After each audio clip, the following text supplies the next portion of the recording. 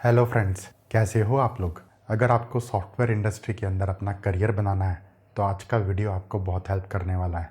किसी भी web application के अंदर दो बेसिक फंक्शनैलिटी आपको हमेशा देखने को मिलती है, लॉगिन एंड रजिस्ट्रेशन। आप कोई भी वेब एप्लीकेशन उठा लो, पेटीएम है पेमेंट के लिए, जोमेटो है फूड डिलीवरी के लिए, यूट्यूब पे आप ये वीडियो देख रहे हो, सभी एप्लीकेशंस के अंदर कुछ फीचर्स सिर्फ लॉग्ड इन यूज़र्स को ही अवेलेबल होता है। सक्सेसफुल लॉगिन होने के बाद सर्वर क्लाइंट को एक एक्सेस टोकन रिटर्न करता है। इसको बोलते हैं टोकन बेस्ड ऑथेंटिकेशन। दूसरा एक सेशन बेस्ड ऑथेंटिकेशन भी होता है। दोनों में क्या फ़र्क है? ये सारे कंसेप्ट सिक्योरिटी डोमेन के अंडर में आते हैं। इसके अलावा इस डोमेन के अंदर और भी बहुत सारे कंसेप्ट हैं। My name is Ritesh Sangwan.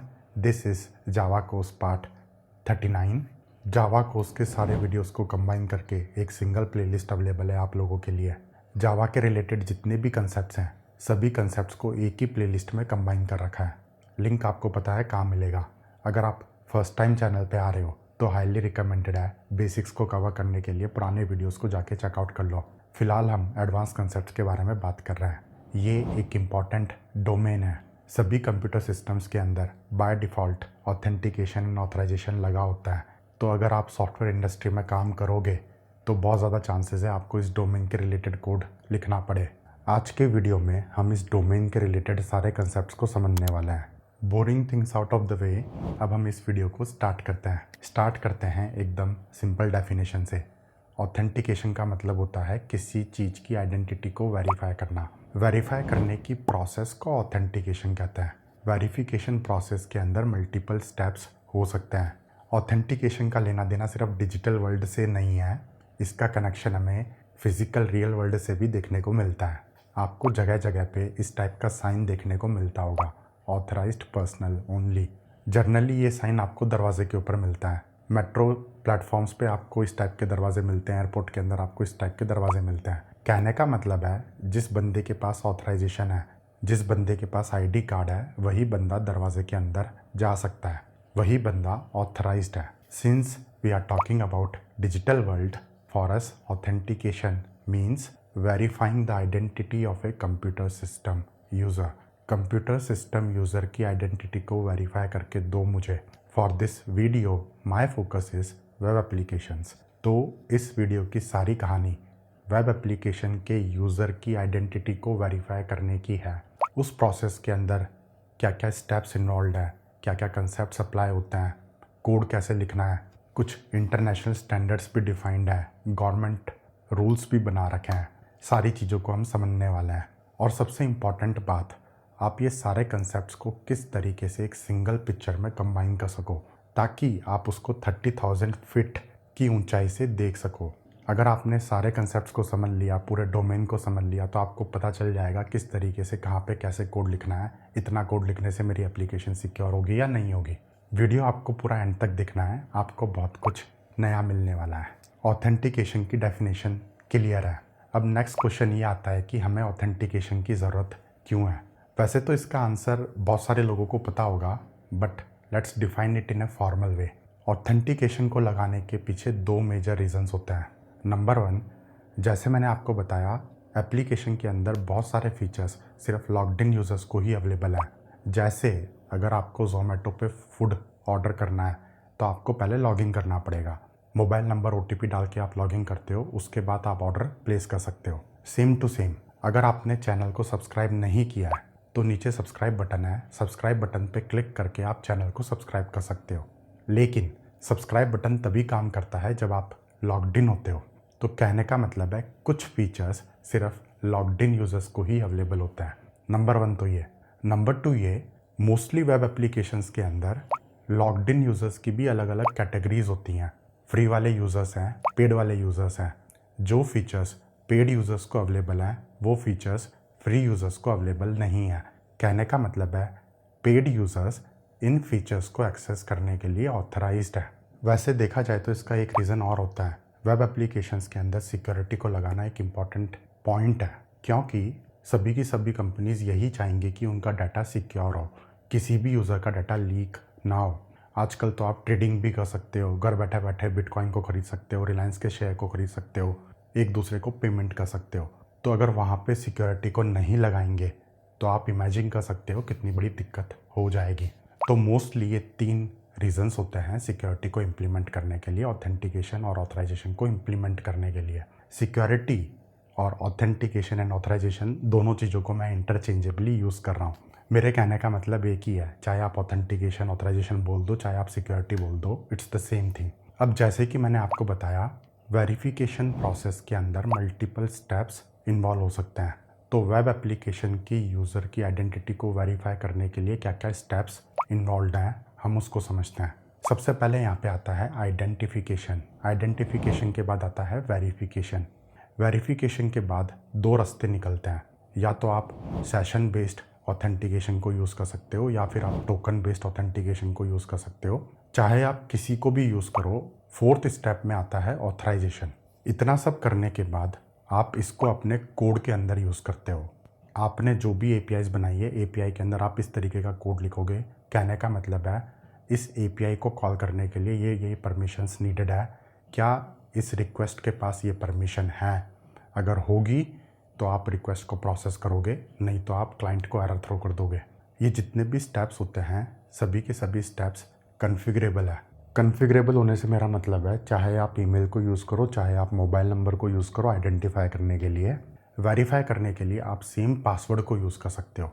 Email number, mobile number, इन दोनों में से किसी एक को यूज़ करके आपने अकाउंट को आइडेंटिफाई किया, उसके बाद पासवर्ड को यूज़ करके आपने अकाउंट को वेरीफाई किया। तो आइडेंटिफिकेशन वाली स्टेप इंटरचेंजेबल है, ईमेल हो चाहे मोबाइल नंबर हो। अब हम ये सारी स्टेप्स को थोड़ा सा डिटेल में एक्सप्लोर करते हैं। आइडेंटिफिकेशन का मतलब होता है कौन सा यूज़र लॉगिन करने का ट्राई कर रहा है। वेब एप्लीकेशंस फिजिकल वर्ल्ड के साथ रैंडमली कनेक्टेड है। रैंडमली कनेक्टेड का मतलब है, आपके एप्लीकेशन पे कोई भी एक रैंडम बंदा आके आपकी एप्लीकेशन को ओपन कर सकता है। ओपन करने के बाद वो लॉगिन करने का ट्राई करेगा। तो उस टाइम पे आपको ये आइडेंटिफाई करना है कि ये कौन सा बंदा है। तो उसके लिए सबसे पहले आपको उसको यूज़र मानना पड़ेगा। यूज़र रजिस्टर करने के टाइम पे एप्लीकेशन के ऊपर अकाउंट बनाता है। अकाउंट बनाने के टाइम पे वो कुछ इन्फॉर्मेशन सबमिट करता है, email, password, mobile number, name, 4-5 चीज़ें तो हमेशा मैंडेटरी होती ही हैं। इसके अलावा बहुत सारी एप्लीकेशंस अपने डोमेन के हिसाब से अलग अलग इन्फॉर्मेशन मांग सकती है आपसे। एज मांग सकती है, एड्रेस मांग सकती है। कुछ एप्लीकेशंस तो ऐसी होती हैं जो आपसे आधार कार्ड की डिटेल्स मांगती है। कहने का मतलब है, जितना ज़्यादा हो सके इस यूज़र को फिज़िकल यूज़र के साथ एक्यूरेटली मैच करने का ट्राई करो। In totality I will call this user account. ये एक अकाउंट है जो किसी एक रैंडम बंदे ने आपके एप्लीकेशन पे बनाया है। आइडेंटिफिकेशन का मतलब हुआ, आप इस अकाउंट को आइडेंटिफाई करते हो कि कौन सा यूज़र है जो लॉगिन करने का ट्राई कर रहा है। सेकंड यहाँ पे होता है वेरिफिकेशन। वेरिफिकेशन मतलब कि जैसे अकाउंट को तो आपने आइडेंटिफाई कर लिया, अकाउंट को आइडेंटिफाई करने के बाद आप उस अकाउंट को वेरीफाई करोगे। कहने का मतलब है, ये वही बंदा है जो ये कह रहा है। कहीं ऐसा ना हो कि अकाउंट तो है रितेश का, लेकिन कोई एक फलाना तीसरा बंदा उसको एक्सेस करने की कोशिश कर रहा है। ऐसा नहीं होना चाहिए। तो इसके लिए कंप्यूटर सिस्टम्स के अंदर एक कंसेप्ट अप्लाई होता है जिसको बोलते हैं authentication factors. Authentication factors 3 type के होता है। सबसे पहले आता है नॉलेज। नॉलेज मतलब एक ऐसे इन्फॉर्मेशन जो यूज़र को पता हो, जैसे कि पासवर्ड। सेकंड यहाँ पे आता है ऑनरशिप। ऑनरशिप का मतलब होता है एक ऐसी चीज़ जो यूज़र के पास है, जैसे कि मोबाइल यूज़र के पास है, मोबाइल के अंदर गूगल ऑथेंटिकेटर ऐप है, तो वो यूज़र के पास है। थर्ड यहाँ पे आता है इनहेरेंस। इनहेरेंस का मतलब होता है something the user has. Biometric marks बोलते हैं इनको, जैसे कि fingerprints, retina scan, face ID. User जब भी अपना अकाउंट बनाता है तो अकाउंट बनाने के टाइम पे वो एटलीस्ट एक ऑथेंटिकेशन फैक्टर को तो सबमिट करेगा ही करेगा। अगर उसने पासवर्ड को सबमिट किया तो ठीक है, एक ऑथेंटिकेशन फैक्टर उसने सबमिट कर दिया। अकाउंट को वेरीफाई करने के लिए सभी एप्लीकेशंस इन 3 में से एक या एक से ज़्यादा फैक्टर्स को यूज़ करती है। अगर एप्लीकेशंस एक सिंगल फैक्टर को यूज़ करके अकाउंट को वेरीफाई कर रही हैं तो उसको बोलते हैं सिंगल फैक्टर ऑथेंटिकेशन। अगर एप्लीकेशन एक से ज़्यादा फैक्टर को यूज़ करके अकाउंट को वेरीफाई कर रही है तो उसको बोलते हैं मल्टी फैक्टर ऑथेंटिकेशन। आजकल की जो मॉडर्न एप्लीकेशंस हैं उनके अंदर मल्टी फैक्टर ऑथेंटिकेशन इम्प्लीमेंटेड है। जो भी बड़ी बड़ी कंपनीज हैं जैसे कि गूगल, फेसबुक, इंस्टाग्राम, व्हाट्सएप, ये सारी एप्लीकेशंस डाटा को सिक्योर करने के लिए, यूज़र की आइडेंटिटी को सिक्योर करने के लिए बहुत ही ज़्यादा इन्वेस्टमेंट्स कर रही हैं। तो वो पासवर्ड को तो यूज़ करते हैं, उसके अलावा वो इनहेरेंस या ऑनरशिप में से किसी एक चीज़ को यूज़ करते हैं। ऑनरशिप के केस में या तो वो आपके मोबाइल पे ओटीपी भेजेंगे और बोलेंगे ओटीपी को एंटर करो। पहले आपने पासवर्ड को एंटर करा, उसके बाद आपने ओटीपी को एंटर करा, आपने 2 फैक्टर्स को यूज़ कर लिया। वेस्टर्न कंट्रीज़ के अंदर ऐसा लॉ है कि स्ट्रॉन्ग ऑथेंटिकेशन का मतलब होता है एक से ज़्यादा फैक्टर को यूज़ करना।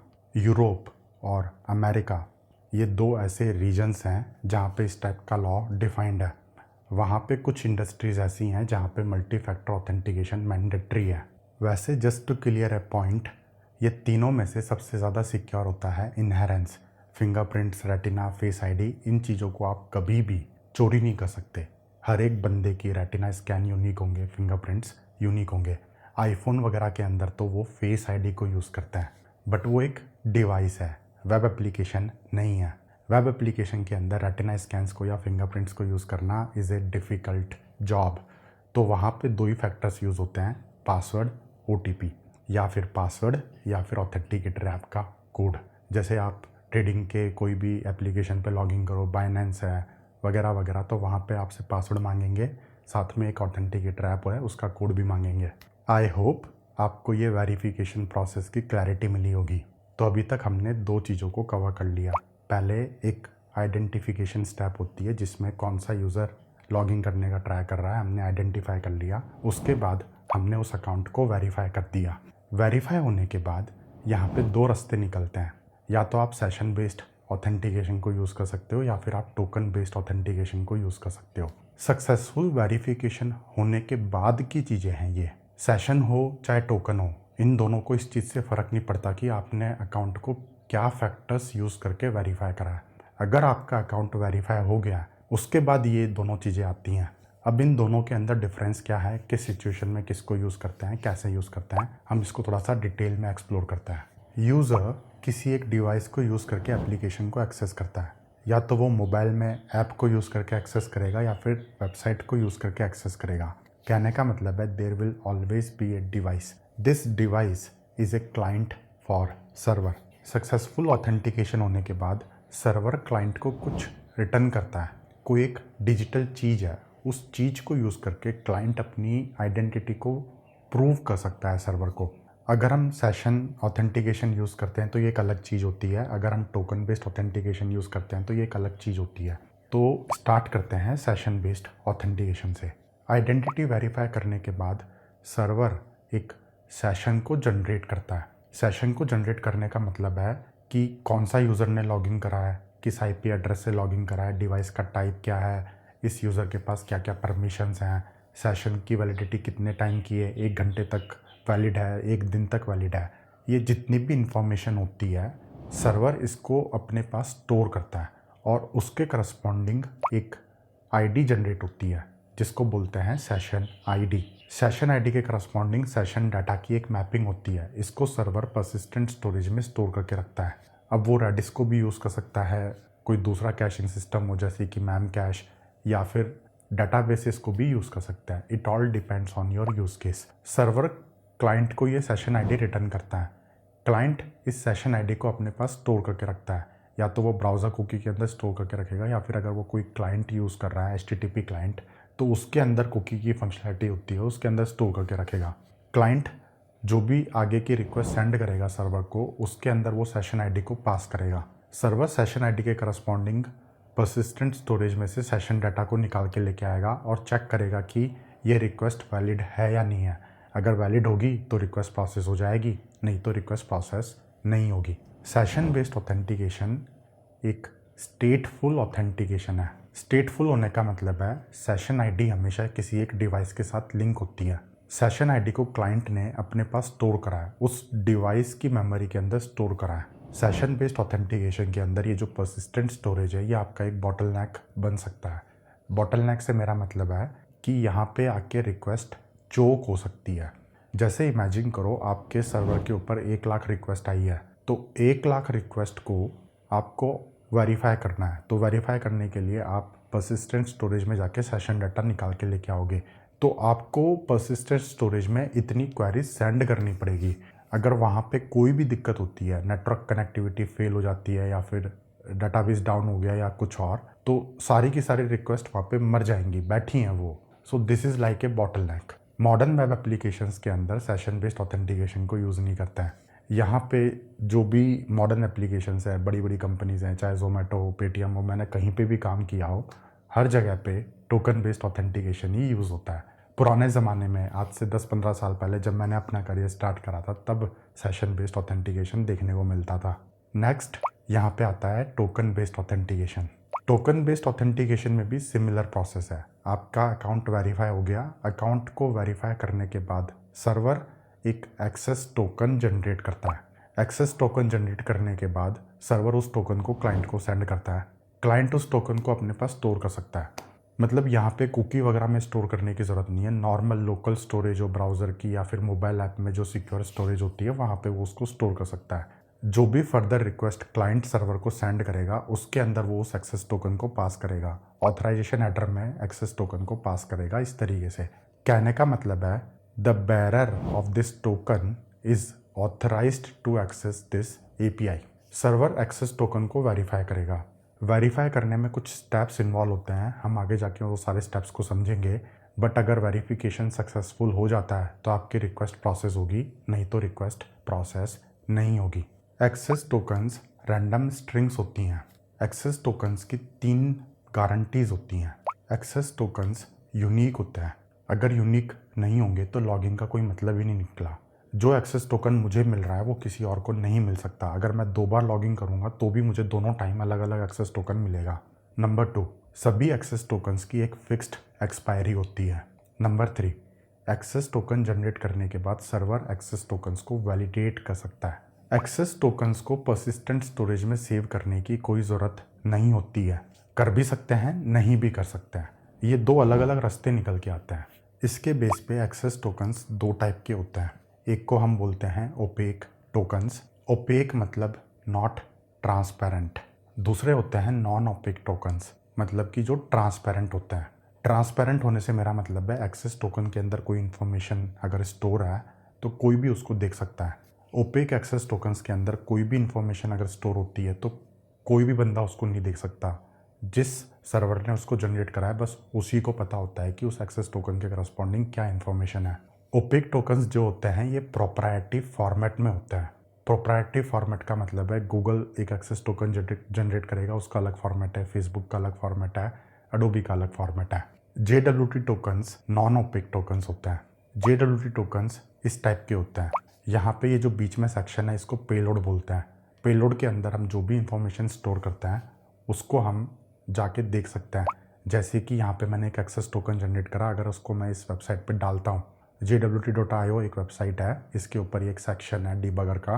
अगर मैं यहाँ पे टोकन को कॉपी पेस्ट करता हूँ तो इस टोकन के अंदर क्या क्या इन्फॉर्मेशन मैंने स्टोर करके रखी है कोई भी देख सकता है। आप भी देख रहे हो अभी। अगर ये एक्सेस टोकन किसी के हाथ लग गया तो वो ये इन्फॉर्मेशन को देख सकता है। हम क्या कर सकते हैं, हम JWT टोकन्स को ओपेक टोकन्स बना सकते हैं, उनको इंक्रिप्ट करके।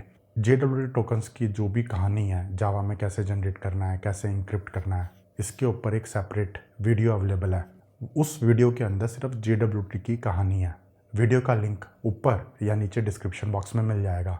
आज के वीडियो में मैं JWT के ऊपर ज़्यादा डिटेल में नहीं जाने वाला। आज का वीडियो सारी चीज़ों को कंबाइन करके एक सिंगल पिक्चर बनाने का है। एक इम्पॉर्टेंट पॉइंट है यहाँ दोस्तों, आपको JWT टोकन के अंदर कोई एक सीक्रेट इन्फॉर्मेशन को स्टोर नहीं करना है। जैसे मैंने आपको कहा, JWT के अंदर जो भी इन्फॉर्मेशन स्टोर है कोई भी उसको देख सकता है। तो आप इसके अंदर यूज़र आईडी को स्टोर कर सकते हो, उसकी क्या परमिशंस हैं, एक्सपायरी क्या है, एक्सेट्रा एक्सेट्रा। बट आपको कोई एक ऐसी इन्फॉर्मेशन स्टोर नहीं करनी है जो अगर बाहर लीक हो जाए तो दिक्कत हो जाए। एक्सेस टोकन्स के करस्पॉन्डिंग सर्वर के अंदर कोई एक इन्फॉर्मेशन स्टोर भी हो सकती है, नहीं भी हो सकती है। ये यूज़ केस पे डिपेंड करता है। इट्स क्वाइट पॉसिबल कि आप टोकन के अंदर सारी इन्फॉर्मेशन को स्टोर कर लो कि किस बंदे ने लॉगिन करा है, यूज़र आईडी, यूज़र की परमिशन क्या क्या है, एक्सपायरी क्या है। ये 3 बेसिक चीज़ें आपने टोकन के अंदर ही स्टोर कर दी, उसको इंक्रिप्ट कर दिया, ओपेक टोकन बन गया वो। या फिर अगर आप चाहो तो आप उसको परसिस्टेंट स्टोरेज में भी स्टोर कर सकते हो। बट परसिस्टेंट स्टोरेज में स्टोर करने के बाद आपका अगेन ये एक बॉटलनेक बनेगा। जो भी रिक्वेस्ट आएगी सभी रिक्वेस्ट के अंदर आपको परसिस्टेंट स्टोरेज पे एक क्वेरी मारनी पड़ेगी टोकन की इन्फॉर्मेशन को रीड करने के लिए। एक्सेस टोकन्स को वैलिडेट करने के लिए क्या क्या स्टेप्स इन्वॉल्व है उस पर हम थोड़ा सा फोकस करते हैं।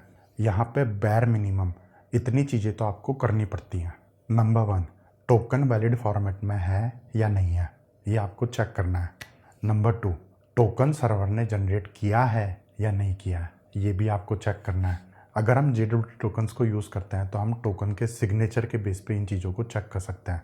अगर आपके पास ओपेक टोकन्स हैं तो आप डेटाबेस में जाके चेक कर सकते हो। अगर आपके पास डेटाबेस में एंट्री है तो मतलब ये टोकन आपने जनरेट करा है। नंबर 3, टोकन एक्सपायर तो नहीं हुआ है। JWT के अंदर ये इनबिल्ट होता है, एक्सपायरी इनबिल्ट है। ओपेक टोकन्स हो सकता है परसिस्टेंट स्टोरेज से इस इंफॉर्मेशन को रीड करके लेके आए। नंबर 4, रिक्वेस्ट को प्रोसेस करने के लिए टोकन के पास सफिशिएंट परमिशंस हैं या नहीं है, ये सबसे इम्पॉर्टेंट है। और ये जो 4th स्टेप है इसको बोलते हैं ऑथराइजेशन। ऑथराइजेशन को हम अगले सेक्शन में डिटेल में एक्सप्लोर करेंगे। बट यहाँ पे वही कंसेप्ट अप्लाई होता है कि अगर पेड यूज़र ने लॉगिन करा है तो पेड फीचर्स एक्सेस कर सकता है। तो पेड फीचर्स एक्सेस करने के लिए वो टोकन भी पेड यूज़र का ही होना चाहिए। ओपेक टोकन्स के ऊपर हम डिटेल में नहीं जा सकते क्योंकि ये प्रोप्राइटरी फॉर्मेट में होते हैं। हर एक कंपनी अपना एक फॉर्मेट डिसाइड करती है, उसके हिसाब से सारी कंपनी के अंदर सेम फॉर्मेट के हिसाब से टोकन जनरेट होता है। जैसे गूगल है, आपको पता है गूगल के अंदर सेम अकाउंट को यूज़ करके आप यूट्यूब, जीमेल, बहुत सारी चीज़ों को एक्सेस कर सकते हो, एंड्रॉयड ये वो। तो सभी कंपनी के अंदर जितनी भी डिविजन्स हैं सभी डिविजन्स के अंदर सेम टोकन जनरेट होके दिया जाता है। तो वो तो कंपनी टू कंपनी वैरी करता है। फेसबुक के अंदर अलग है, अडोबी में अलग है, उबर में अलग है। वैसे अडोबी और उबर के अंदर तो JWT यूज़ होते थे, मैंने खुद काम किया था उन दोनों के अंदर। JWT को अगर आपको डिटेल में समझना है तो जैसे मैंने आपको कहा अलग से वीडियो अवेलेबल है, जावा में कैसे जनरेट करते हैं, क्या क्या इन्फॉर्मेशन को कैसे स्टोर करते हैं, कैसे वेरीफाई करते हैं, क्या लाइब्रेरी है, कैसे उसको ऐड करना है, पूरा वीडियो है दोस्तों, लिंक नीचे है, जाके चेकआउट कर लो।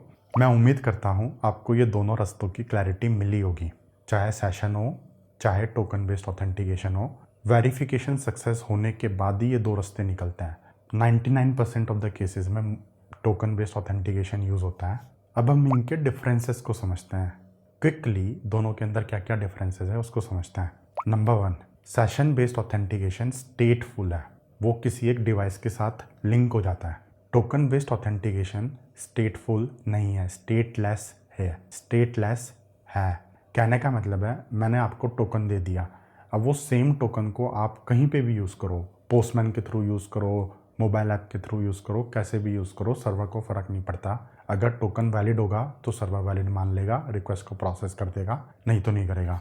नंबर 2, सेशन बेस्ड ऑथेंटिकेशन के अंदर परसिस्टेंट स्टोरेज मैंडेटरी है। सेशन डाटा आप कहीं ना कहीं पे तो स्टोर करोगे, उसके लिए परसिस्टेंट स्टोरेज मैंडेटरी है। टोकन बेस्ड ऑथेंटिकेशन के अंदर परसिस्टेंट स्टोरेज ऑप्शनल है, मैंडेटरी नहीं है। परसिस्टेंट स्टोरेज के बेस पे आपके एप्लीकेशन के अंदर एक बॉटलनेक बन सकती है, और जर्नली ये इतनी स्ट्रॉन्ग बॉटलनेक नहीं होती है। मतलब अगर आपका परसिस्टेंट स्टोरेज डाउन हो गया थोड़ी देर के लिए या फिर उसके अंदर से डाटा वाइप आउट हो गया तो ज़्यादा से ज़्यादा क्या होगा, सभी यूज़र्स को वापस से लॉगिन करना पड़ेगा। I know this is a problem but still it's a solvable problem. Number 3, HTTP protocol को कॉम्प्लीमेंट करने के लिए टोकन बेस्ड ऑथेंटिकेशन बिल्कुल सही है। HTTP प्रोटोकॉल भी स्टेटलेस है, टोकन बेस्ड ऑथेंटिकेशन भी स्टेटलेस है। सेशन बेस्ड ऑथेंटिकेशन स्टेटलेस नहीं है, स्टेटफुल है, तो वो HTTP प्रोटोकॉल को उतना ज़्यादा कॉम्प्लीमेंट नहीं करता है।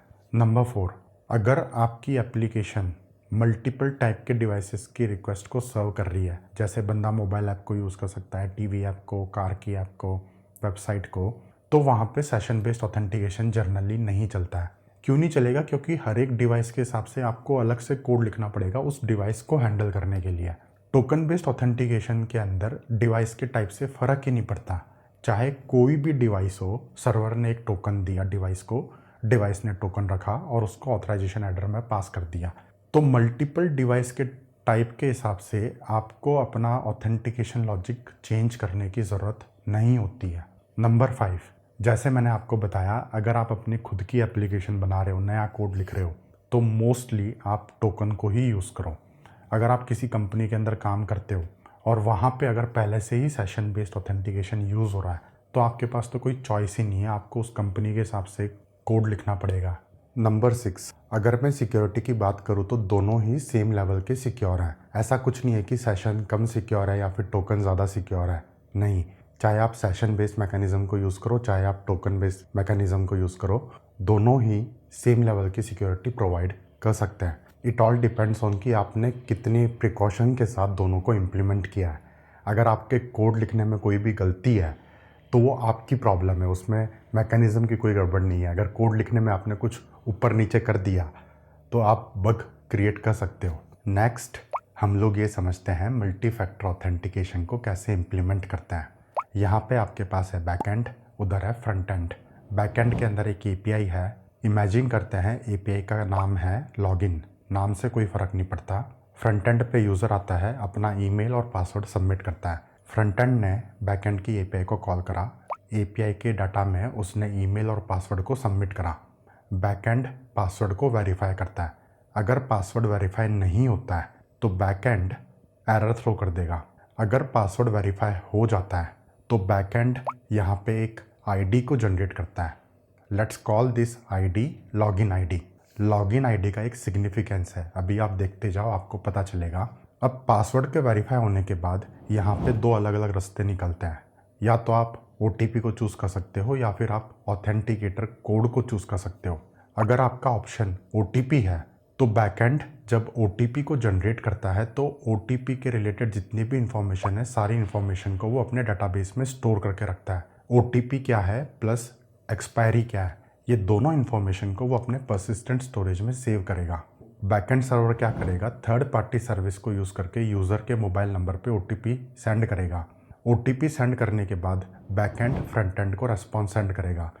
रेस्पॉन्स के अंदर वो नेक्स्ट स्टेप को बताएगा और उसके साथ साथ लॉगिन आईडी को भी सेंड करेगा क्लाइंट को। नेक्स्ट स्टेप क्या होगा, यहाँ पे यूज़र को OTP डालने का पेज दिखेगा। यूज़र OTP को एंटर करेगा और सबमिट बटन को प्रेस करेगा।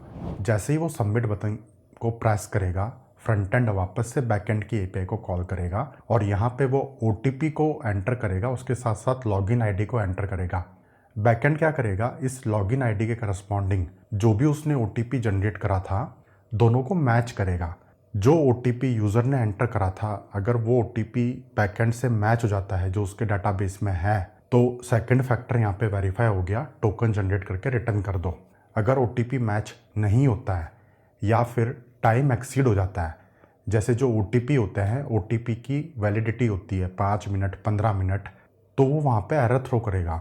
OTP के वेरीफाई होने के बाद आपका सेकंड फैक्टर भी वेरीफाई हो गया, आपने यहाँ पे मल्टीपल फैक्टर्स को यूज़ करा। उसके बाद आप क्या करोगे, या तो आप टोकन मैकेनिज्म को यूज़ करोगे या सेशन मैकेनिज्म को यूज़ करोगे और आप यूज़र को रिटर्न करोगे, एक्सेस टोकन रिटर्न करोगे या सेशन आईडी रिटर्न करोगे। तो ये तो हो गया OTP का रास्ता। अगर आप यहाँ पे ऑथेंटिकेटर कोड को चूज़ करते हो तो उसके अंदर भी सेम प्रोसेस है। यहाँ पे आप थर्ड पार्टी सर्विस को यूज़ करके OTP जनरेट नहीं करोगे, बल्कि आप यहाँ पे क्लाइंट को लॉगिन आईडी के साथ साथ नेक्स्ट स्टेप बताओगे। नेक्स्ट स्टेप क्या होगा, यहाँ पे ऑथेंटिकेटर कोड को एंटर करना। यूज़र पेज पे जाएगा, ऑथेंटिकेटर कोड को एंटर करेगा। अगेन फ्रंट एंड उस कोड के साथ साथ लॉगिन आईडी को बैकएंड की एपीआई को सेंड करेगा। बैकएंड थर्ड पार्टी सर्विस को यूज़ करके ऑथेंटिकेटर कोड को वेरीफाई करेगा। अगर कोड वेरीफाई हो जाता है उस लॉगिन आईडी के करस्पॉन्डिंग तो वहाँ पे सेकंड फैक्टर वेरीफाई हो गया, आप टोकन जनरेट करके क्लाइंट को रिटर्न कर सकते हो। अगला टॉपिक है ऑथराइजेशन। इसको हम थोड़ा सा डिटेल में एक्सप्लोर करते हैं। ऑथेंटिकेशन फैक्टर्स को यूज़ करके एप्लीकेशन ने यूज़र की आइडेंटिटी को वेरीफाई कर लिया। आइडेंटिटी को वेरीफाई करने के बाद आता है ऑथराइजेशन। ऑथराइजेशन का मतलब होता है इस यूज़र को क्या क्या करने की परमिशन है। एप्लीकेशंस के अंदर मल्टीपल सेक्शंस डिफाइन होता है। ये वाला सेक्शन कोई भी एक्सेस कर सकता है, चाहे आप लॉग्ड इन हो चाहे लॉग्ड इन ना हो, कोई फ़र्क नहीं पड़ता, आप इस सेक्शन को एक्सेस कर सकते हो। इस वाले सेक्शन को सिर्फ लॉग्ड इन बंदे ही एक्सेस कर सकते हैं। एक यहाँ पे थर्ड सेक्शन और है, इसको एक्सेस करने के लिए लॉगिन के साथ साथ आपको पेड यूज़र भी बनना पड़ेगा। आइडेंटिटी को वेरीफाई करना मतलब ऑथेंटिकेशन। उसके बाद यूज़र के पास किसी एक सेक्शन को एक्सेस करने की परमिशन है या नहीं है, उसको बोलते हैं ऑथराइजेशन। ऑथराइजेशन के लिए मैंडेटरी स्टेप होता है ऑथेंटिकेशन। ऑथेंटिकेशन पहले आता है। I hope authentication and authorisation दोनों में क्या डिफरेंस है आपको क्लैरिटी मिली होगी। सक्सेसफुल ऑथेंटिकेशन होने के बाद उस यूज़र के करस्पॉन्डिंग क्या क्या परमिशंस हैं, सर्वर उन परमिशंस को अपने पास स्टोर करके रखता है। चाहे आप सेशन बेस्ड मैकेनिज्म को यूज़ करो, चाहे टोकन बेस्ड मैकेनिज्म को यूज़ करो, दोनों के अंदर आपको इस चीज़ को अपने पास रखना है कि इस यूज़र की ये परमिशंस हैं। अगर सेशन बेस्ड ऑथेंटिकेशन है तो आप वहाँ पे पर्सिस्टेंट स्टोरेज के अंदर स्टोर करोगे। अगर टोकन बेस्ड अप्रोच आपने चूज़ करी है तो आप टोकन के अंदर ही यूज़र के रोल्स को स्टोर कर सकते हो। ऑथराइजेशन को इम्प्लीमेंट करने के लिए दो मैकेनिज्म यूज़ में आते हैं। फर्स्ट यहाँ पे होता है रोल बेस्ड ऑथराइजेशन, या फिर हम इसको रोल बेस्ड एक्सेस कंट्रोल भी कहते हैं। एप्लीकेशन के अंदर कुछ रोल्स डिफाइंड होते हैं। ये फिक्स्ड रोल्स हैं। हर एक रोल की फिक्स्ड परमिशन डिफाइन होती है। हर एक यूज़र को एक रोल असाइन होता है। तो यूज़र के करस्पॉन्डिंग क्या क्या परमिशंस हैं उसकी मैपिंग हमें मिल जाती है। उसके बाद जब हमारे पास कोई एक API रिक्वेस्ट आती है तो उस रिक्वेस्ट के अंदर हम टोकन को चेक करते हैं कि इस टोकन के अंदर क्या रोल है, और हमारी API को एक्सेस करने के लिए ये रोल की ज़रूरत है, ये परमिशन की ज़रूरत है। अगर दोनों मैच होते हैं तो हम रिक्वेस्ट को प्रोसेस करते हैं, नहीं तो नहीं करते हैं। सेकंड यहाँ पे होता है attribute based access control. Role based mechanism के अंदर रोल्स फिक्स्ड होते हैं, रोल की परमिशन फिक्स्ड है। अगर ये यूज़र है, इसके ये रोल्स असाइंड है तो इसको ये परमिशन मिलेगी। रोल बेस्ड मैकेनिज्म के अंदर अगर आपको कुछ भी चेंज करना है तो आपको कोड चेंज करना पड़ेगा। आपको नए रोल्स डिफाइन करने पड़ेंगे, उसके हिसाब से परमिशंस को डिफाइन करो, इम्प्लीमेंट करो एंड कोड को वापस से डिप्लॉय करो। नाउ इमेजिन आपको रन टाइम पे यूज़र के रोल्स डिसाइड करना है। यहाँ पे दो यूज़र्स हैं, दोनों यूज़र्स मैनेजर है, लेकिन इस वाले यूज़र को आपको अलग परमिशन देनी है, इस वाले यूज़र को आपको अलग परमिशन देनी है। ईमेल के बेस पे आपको परमिशंस डिसाइड करनी है। तो इस चीज़ को इम्प्लीमेंट करने के लिए रोल बेस्ड मैकेनिज्म नहीं चलता है। यहाँ पर आप एट्रीब्यूट बेस्ड मैकेनिज्म को यूज़ करोगे। एट्रीब्यूट बेस्ड मैकेनिज्म के अंदर आप रन टाइम पे रोल्स को डिसाइड कर सकते हो, डिफाइन कर सकते हो। सिस्टम एडमिन ने लॉगिन करा, उसने एक रोल बना दिया, उस रोल को ये परमिशन दे दी और उस रोल को इस यूज़र के साथ अटैच कर दिया। अब चाहे एट्रीब्यूट बेस्ड मैकेनिज्म को यूज़ करो, चाहे रोल बेस्ड मैकेनिज्म को यूज़ करो, दोनों के अंदर फंडामेंटल कंसेप्ट सेम है। रोल नेम एक स्ट्रिंग है, इस रोल के करस्पॉन्डिंग क्या क्या परमिशंस हैं वो एक स्ट्रिंग है। किसी एक यूज़र को क्या क्या रोल्स डिफाइंड हैं ये डिफाइंड है पहले से सिस्टम में, या तो किसी एडमिन ने आके यूज़र के ऊपर रोल को कॉन्फ़िगर किया, या फिर आपने अकाउंट बनाने के टाइम पे उस यूज़र को एक रोल असाइन कर दिया। बाद में अगर यूज़र पेड यूज़र बन जाता है तो आप उसके आगे एक और रोल को डिफाइन कर दोगे कि ये पेड यूज़र है, तो पेड यूज़र को पेड परमिशंस मिल जाएंगी। लेकिन दोनों के अंदर बस फ़र्क ये होता है कि आप रोल को रन टाइम पे डिफाइन कर सकते हो। एट्रीब्यूट बेस्ड मैकेनिज्म के अंदर कितने भी रोल बन सकते हैं, 10, 20, 50, 100, इसमें कोई दिक्कत नहीं है। रोल बेस्ड मैकेनिज्म के अंदर आप रन टाइम पे उसको डिफाइन नहीं कर सकते, आप कोड के अंदर जर्नली हार्ड कोड करके रखते हो। जो भी B2C एप्लीकेशंस होती हैं उसके अंदर रोल बेस्ड मैकेनिज्म को यूज़ करते हैं। जैसे नेटफ्लिक्स है, तो नेटफ्लिक्स के अंदर इस तरीके से अगर आप रोल डिफाइन करोगे तो आपका काम चल जाएगा।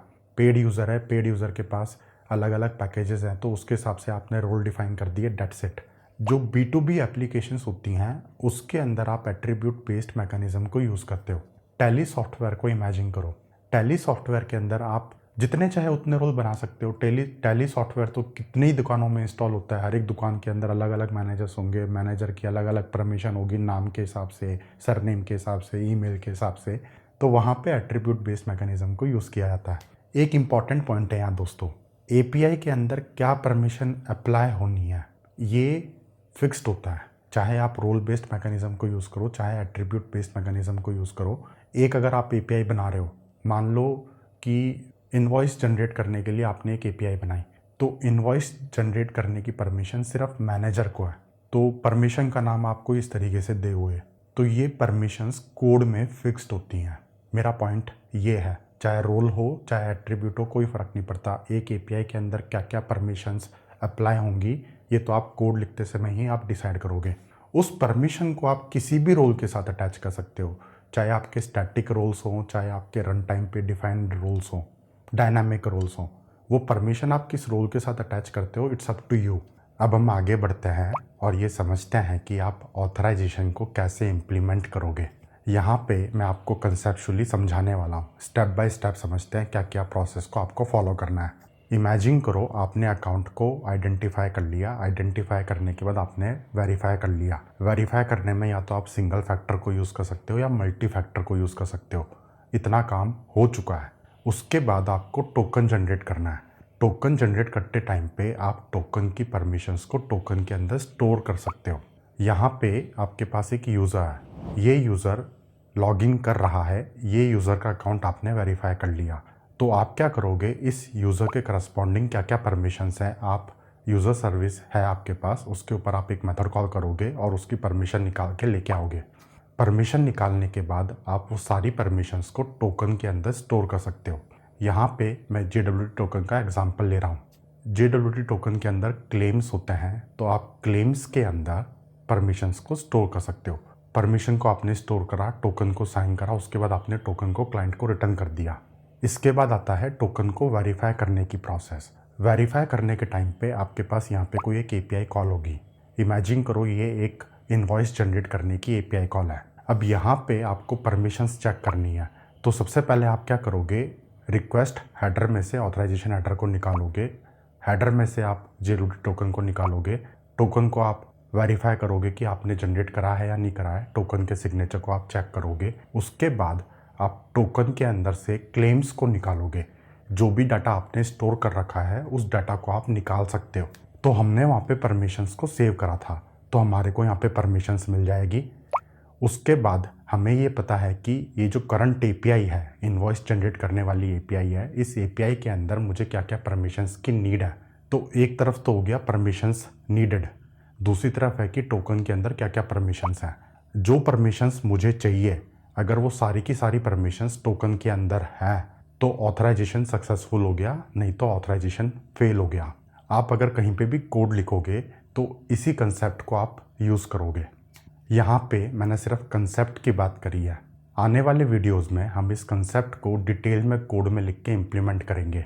यहाँ तक आते आते हम इस डोमेन के बेसिक कंसेप्ट्स को समझ चुके हैं। अब हम कुछ एडवांस कंसेप्ट्स के बारे में बात करते हैं। सबसे पहले यहाँ पे है सोशल लॉगिन एंड रजिस्ट्रेशन। अभी थोड़ी देर पहले हमने वेरिफिकेशन प्रोसेस को देखा था। वेरिफिकेशन प्रोसेस के अंदर इतने सारे स्टेप्स इन्वॉल्व होते हैं। Social login and registration first 2 steps को हैंडल करता है। यूज़र की अकाउंट को आइडेंटिफाई करना और अकाउंट को वेरीफाई करना।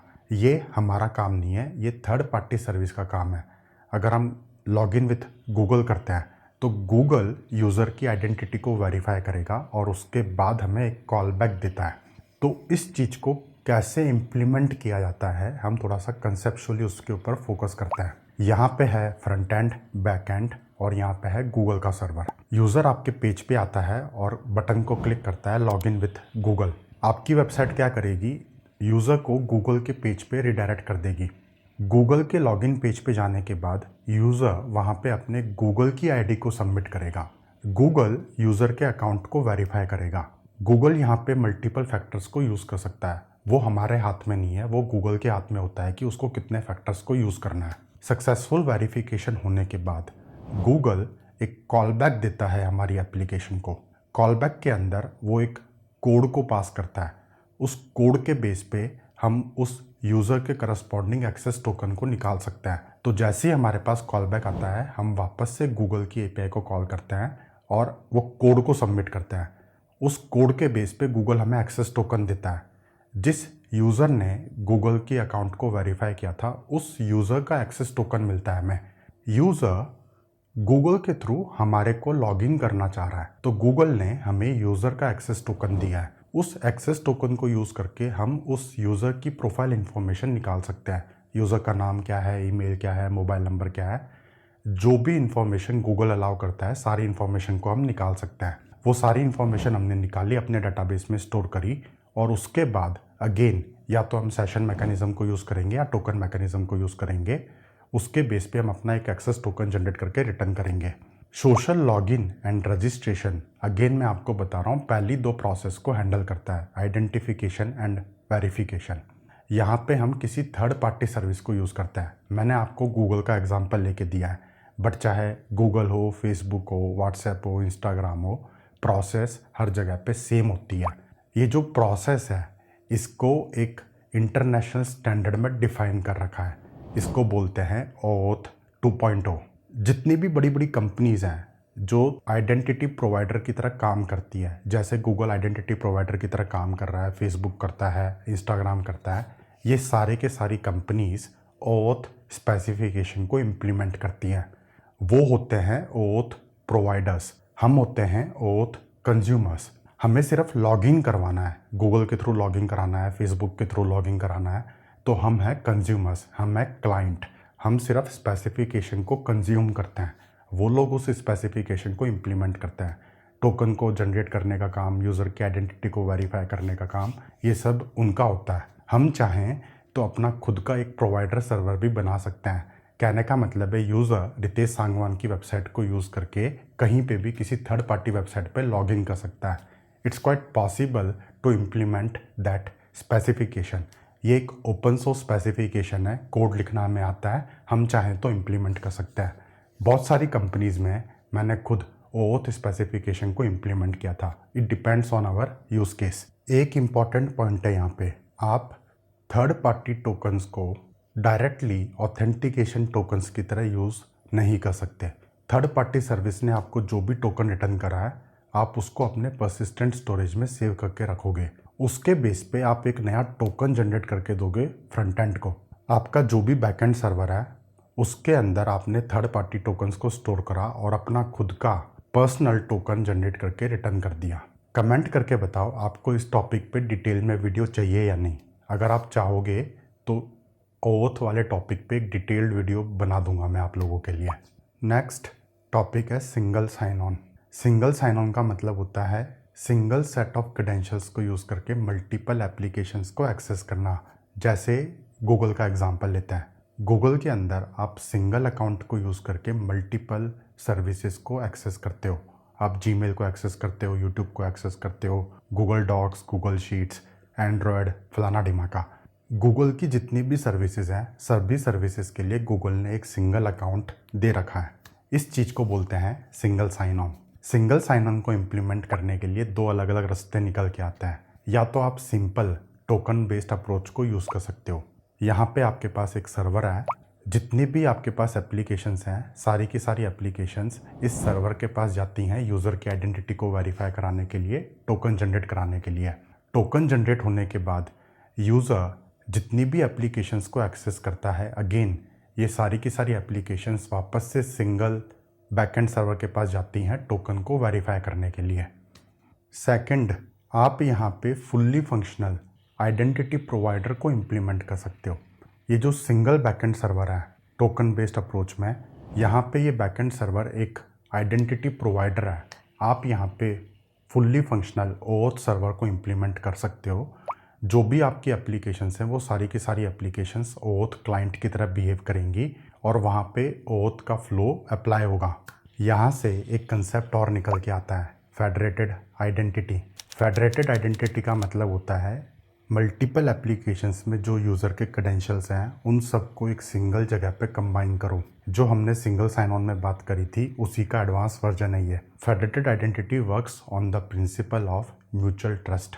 जैसे इमेजिन करो 5-6 सर्विसेज हैं, यूज़र ये सारी सर्विसेज को single set of credential use करके एक्सेस करना चाह रहा है, तो इतनी सारी सर्विसेज में जो भी यूज़र के क्रेडेंशियल्स होंगे वो एक ही जगह पे कंसोलिडेट कर दिए जाएंगे। उसके बाद एक सिंगल सर्वर को यूज़ करके आइडेंटिटी को वेरीफाई किया जाएगा, टोकन्स को जनरेट किया जाएगा। इसके रिलेटेड एक और स्टैंडर्ड डिफाइंड है जिसको बोलते हैं OpenID कनेक्ट। इसको शॉर्ट में OIDC भी बोलते हैं। Single sign on, federated identity, OAuth 2, OIDC, ये सारे ऑथेंटिकेशन के रिलेटेड बहुत ही एडवांस कंसेप्ट्स हैं और जर्नली ये कंपनी टू कंपनी डिपेंड करता है। माइक्रोसॉफ्ट में अलग तरीके से इम्प्लीमेंट होगा, गूगल में अलग तरीके से इम्प्लीमेंट होगा, एडोबी में अलग तरीके से इम्प्लीमेंटेड था। अगर एक कंपनी इतनी बड़ी हो जाती है कि उसकी मल्टीपल सर्विसेज हैं, जैसे माइक्रोसॉफ्ट की मल्टीपल सर्विसेज हैं, एडोबी की हैं, गूगल की हैं, तो वहाँ पे इन सारी चीज़ों को यूज़ किया जाता है। For normal people like you and me, for us token based approach will work just fine। आज के लिए फ्रेंड्स इतना ही। एक बार वीडियो को समराइज़ कर लेते हैं। सबसे पहले हमने यहाँ पे ऑथेंटिकेशन का मतलब समझा, उसके बाद हमने वेब एप्लीकेशन में ऑथेंटिकेशन की प्रोसेस को समझा, क्या क्या स्टेप्स इन्वॉल्व हैं। उसके बाद हमने session versus token based approach के बारे में देखा, दोनों में क्या क्या डिफरेंसेस है, किस सिचुएशन में किसको यूज़ करना है। उसके बाद हमने ऑथराइजेशन के बारे में बात करी, ऑथराइजेशन को कैसे इम्प्लीमेंट करते हैं, मल्टी फैक्टर ऑथेंटिकेशन को कैसे इम्प्लीमेंट करते हैं उसको भी समझा। ये सारी चीज़ें हैं बेसिक कंसेप्ट। इसके बाद आते हैं कुछ एडवांस कंसेप्ट, जैसे कि सोशल लॉगिन एंड रजिस्ट्रेशन क्या होता है। आइडेंटिफिकेशन और वेरिफिकेशन प्रोसेस को हैंडल करता है सोशल लॉगिन। हम वहाँ पे अपने पास यूज़र का अकाउंट नहीं बनाते हैं, बल्कि हम किसी थर्ड पार्टी सर्विस को यूज़ करते हैं यूज़र के अकाउंट को वेरीफाई करने के लिए, यूज़र की आइडेंटिटी को वेरीफाई करने के लिए। इसके बाद हमने ओथ 2 के बारे में बात करी, OIDC क्या होता है, फेडरेटेड आइडेंटिटी क्या होती है, सिंगल साइन ऑन क्या होता है। ये सारे कंसेप्ट्स के ऊपर हमने सिर्फ डिस्कशन करा है, डिटेल में नहीं गए हम लोग। डिटेल में जाने के लिए तो बहुत लंबा रास्ता है दोस्तों, कंपनी टू कंपनी वैरी करता है। अगर आप किसी बड़ी कंपनी में काम करोगे तो वहाँ पे जाने के बाद आपको आइडिया हो जाएगा किस तरीके से इन चीज़ों को इम्प्लीमेंट किया जाता है। अगर आपको आज के वीडियो को लेके कोई भी डाउट है तो आप नीचे कमेंट सेक्शन में पोस्ट ज़रूर करना। अगर आपको वीडियो पसंद आया है तो वीडियो को लाइक ज़रूर कर देना। मिलते हैं अगले वीडियो में गाइस, तब तक के लिए take care and good luck to you. Thanks for watching, love you all.